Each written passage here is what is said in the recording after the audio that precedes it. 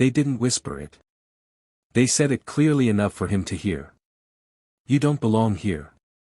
The room laughs lightly after the sentence, the kind of laugh people use to soften cruelty. A joke. Harmless. That's what they tell themselves.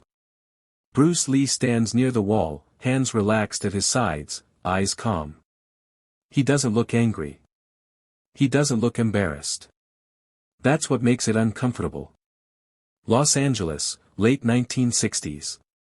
A private training space rented for a closed-door demonstration. Studio people. Fighters.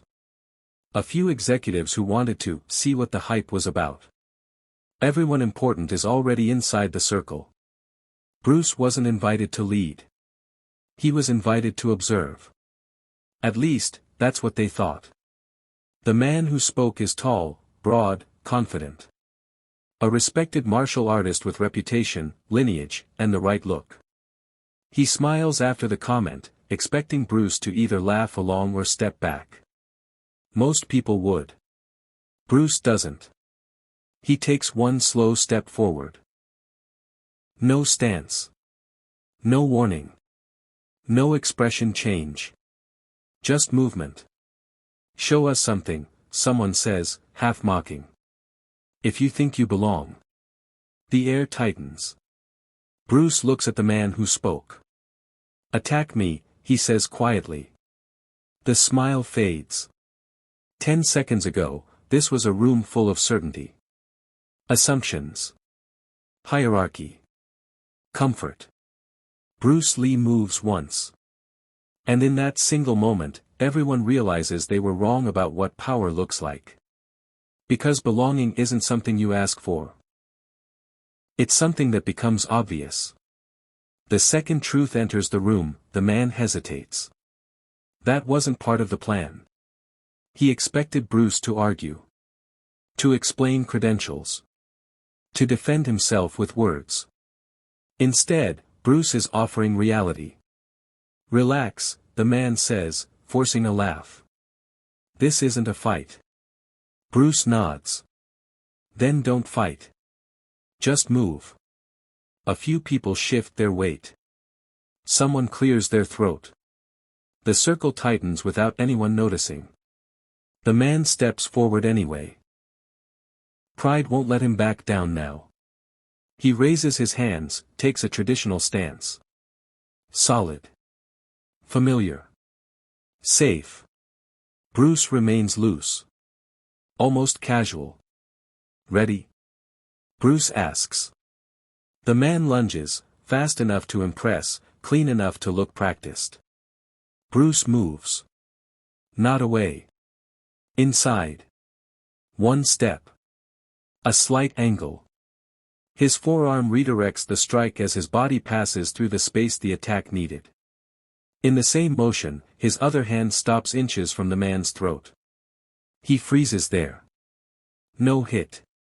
No follow-up. Just proof. The man's eyes widen. He hadn't felt impact, but he felt something worse, exposure.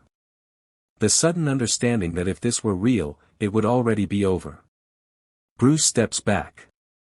The room doesn't react at first. Brains are still catching up to what eyes just saw. That was it, someone finally asks. Bruce nods. That was enough. No one laughs this time. The sentence from earlier, "You don't belong here," hangs in the air, heavy and unfinished. Because now, everyone in the room is asking the same question. If he doesn't belong here, then who does? Silence spreads unevenly, like a shadow finding corners. The man who attacked Bruce steps back, jaw tight, eyes avoiding contact. He doesn't say anything. He doesn't need to. His body already did. Someone near the edge of the circle mutters, "Do it again." Bruce shakes his head. There's no need. That answer lands harder than another move. The respected instructor clears his throat. That was timing, he says. Anyone can get lucky once. Bruce looks at him. Calm. Patient. Luck doesn't repeat, Bruce replies. Principles do. A second volunteer steps forward, shorter, quicker, younger. Eager to restore balance. To prove the room right again. Go, Bruce says. The attack comes faster this time. Different angle. Different intent. Bruce moves once. Again. Same result. This time, the room exhales collectively, as if holding breath was a mistake they didn't realize they were making. No applause. No cheers. Just the uncomfortable realization that something fundamental has shifted. The man who first spoke finally finds his voice. Where did you learn that? Bruce answers without hesitation. By questioning everything I was told. That stings. Because everyone in this room built their identity on not questioning. Bruce steps back to where he was standing before. Near the wall. Same posture. Same quiet. But the space around him has changed. No one tells him to move back. No one tells him he doesn't belong. Because now they understand. He didn't enter their world. He exposed it. The organizer tries to regain control. All right, he says quickly, clapping his hands once. That's enough. But the room doesn't reset. People don't move back to their original positions. They stay where they are, eyes fixed on Bruce, like gravity shifted and forgot to move back. One executive whispers, he didn't even try. Bruce hears it. That's the mistake, Bruce says, not turning around. Trying is slow. The comment lands harder than intended. Someone else asks, what style is that? Bruce pauses before answering. It's not a style, he says. It's what's left after you remove what doesn't work. That makes a few people uncomfortable. Styles are identities here. Lineage is currency. To say it doesn't matter feels like erasing decades of certainty. The man who first spoke, "You don't belong here," finally meets Bruce's eyes again. "You could have embarrassed me," he says quietly. Bruce nods. That wasn't the point. Then what was? Bruce thinks for a moment. To show you that belonging isn't decided by permission. No one argues. Because no one knows how. The organizer clears his throat again. We're continuing the session. But it's already over. Not officially. Not on paper. But everyone here knows they just witnessed a line being crossed, one that can't be uncrossed. Bruce doesn't take the center. He doesn't need to. The room has already moved around him, the circle loosens, but no one leaves. People pretend to stretch. Adjust jackets. Check watches they aren't reading. No one wants to be the first to admit what just happened. A producer steps closer to Bruce. Lower voice. Careful tone. That wasn't choreography, was it? Bruce shakes his head. Choreography assumes cooperation. The producer nods slowly. He understands more than he wants to. Across the room, two instructors whisper. One says, "He's dangerous." The other replies, "No. He's honest." That word hangs heavier. Someone asks Bruce to explain it. The movement. The timing. The reason it worked. Bruce answers, but not the way they expect. "I didn't move fast," he says. "I moved first." A few people exchange looks. Speed is about muscles, Bruce continues. Initiative is about mind. Most people train the body and neglect the decision. He points to the space between them. That's where the fight is decided. The man who spoke earlier steps forward again. No challenge now. Just curiosity. "You knew I was going to say it," he admits. "You don't belong here." Bruce nods. People always say it when they're afraid of losing certainty. Silence. Bruce picks up his bag. He isn't invited to stay longer. He isn't asked to lead. But no one stops him either. As he walks toward the door, someone finally says it, quiet, almost embarrassed. Will you come back? Bruce pauses. Turns slightly. Invite me, he says. Don't test me. Then he leaves. And the room, once so sure of itself, doesn't speak for a long time. The door closes behind Bruce. This time, it does sound loud.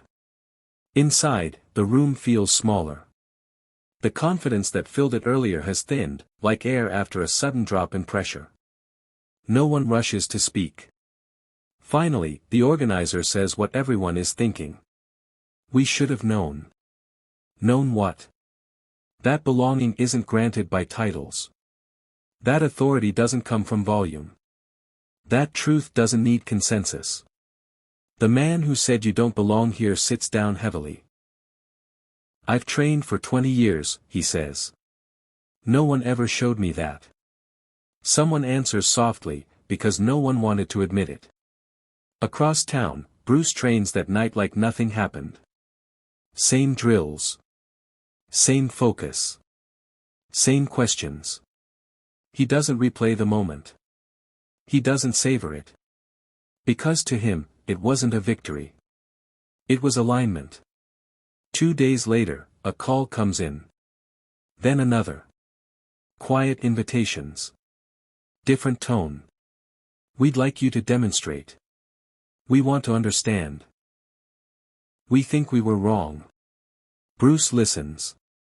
Says little. He agrees to one thing only. No hierarchy. No tests. On the next visit, the room is arranged differently. No circle. No audience. Just open space. No one tells him where to stand. No one tells him he doesn't belong. Because now they know. Belonging isn't decided by rooms. Rooms rearrange themselves. Around what's real, when Bruce returns, the atmosphere is different. No jokes. No side glances. No one testing the edges of his presence. They wait. Not for permission.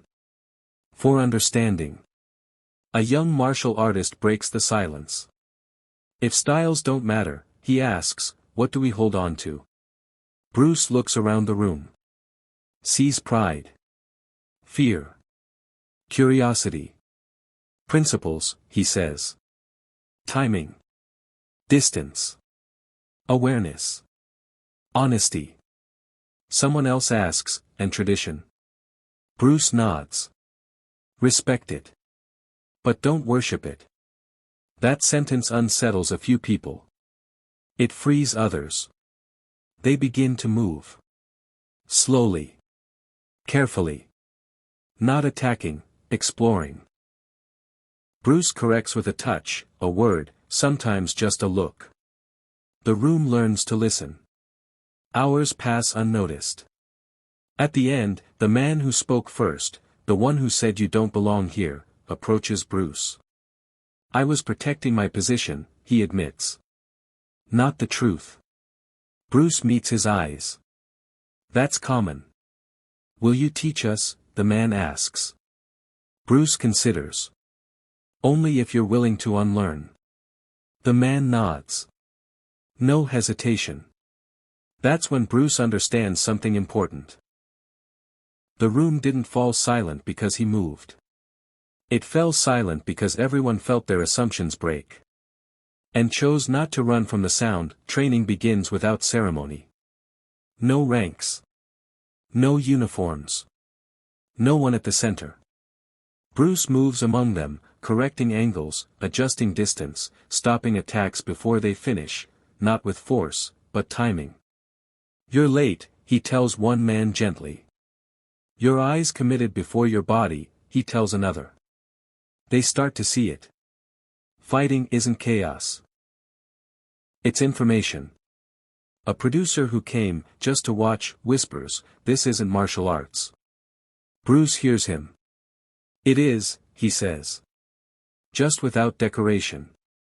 The group grows quieter as understanding replaces performance. Movements get smaller.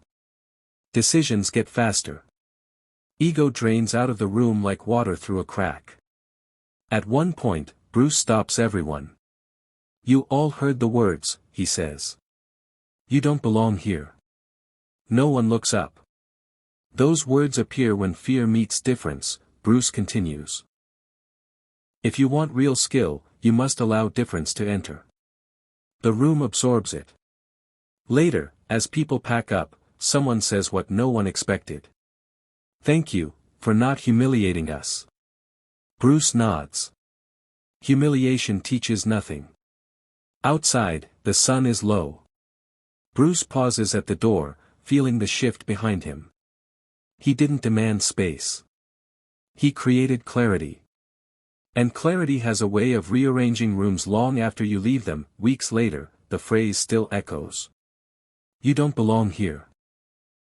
It's repeated quietly now, not as a challenge, but as a lesson. People who were in that room tell the story differently each time. Some focus on the speed. Others on the precision. A few admit the truth. It wasn't the movement. It was what it did to us. Studios start calling Bruce with a new tone. Less testing. More listening. He's no longer asked to prove himself. He's asked to explain, and sometimes, to simply be present. On one set, a director pauses a scene and asks, "Why does this feel wrong?" Bruce answers, "Because you're acting brave instead of being aware." The director nods. The scene changes. The ripple spreads. Actors train their eyes, not just their bodies. Choreography tightens. Silence becomes part of the fight. Audiences lean forward without knowing why. Bruce doesn't chase credit. He never mentions that first room again. He doesn't need to. Belonging, once revealed, doesn't need defending. Someone asks him in an interview, "How do you deal with people who say you don't belong?" Bruce smiles slightly. "I don't." That answer confuses people. But those who understand know. You don't argue with a locked door. You walk through it. And once you do, the room remembers. Years later, no one remembers who said the words. "You don't belong here." They remember the silence instead. They remember the way the room changed shape. How certainty drained out of it, how confidence stopped pretending, how truth entered without asking permission. Bruce Lee never told that story himself. He didn't need to. He understood something most people never do. Belonging isn't negotiated. It's demonstrated. When you move with clarity, rooms adjust. When you act with truth, hierarchies collapse. When you stop explaining yourself, noise loses power. Bruce didn't silence the room with force. He silenced it with precision. Not just in movement, but in intention. And that's why the moment lasted. Because anyone can prove they're strong. Very few can prove they're certain. If you've ever been told you don't belong, because you look different, think differently, move differently, remember this. You don't change a room by convincing it. You change it by being undeniable. Bruce Lee moved once. And the room never sounded the same again.